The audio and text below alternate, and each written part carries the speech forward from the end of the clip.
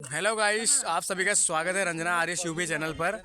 तो आज रंजना जी शूटिंग के लिए आ चुके हैं एक अपने दीदी के पास, जिनका नाम है संगीता जौनप्रिया भाभी।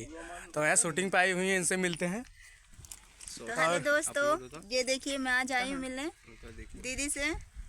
हाय गाइज, आप लोग कैसे हो? उम्मीद करते हैं आप लोग बहुत अच्छे होंगे। और मैं संगीता जौनप्रिया भाभी अपने चैनल में आप लोग को स्वागत करती हूँ। और इन सबको जितने लोग हैं सब लोग को सपोर्ट कीजिए। और हम आप लोग के लिए अच्छे अच्छे वीडियो ब्लॉग सब कुछ लाएंगे, कॉमेडी भी। आप लोग को अगर अच्छा लगे तो सब्सक्राइब लाइक जरूर करना। ठीक है, ठीक है, एकदम ठीक है। और भैया दीपक गरीब ऑफिशियल, आपने बहुत नाम सुना होगा, लेकिन आज सबसे बड़े यूट्यूबर से मिलाते हैं आपको, दीपक गरीब ऑफिशियल। और सर कैसे हैं आप? बहुत बढ़िया सर।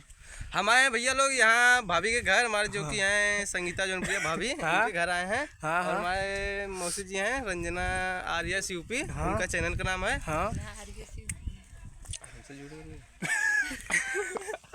अरे तो झूठ नहीं बोला तो तू लटका रहा था ना।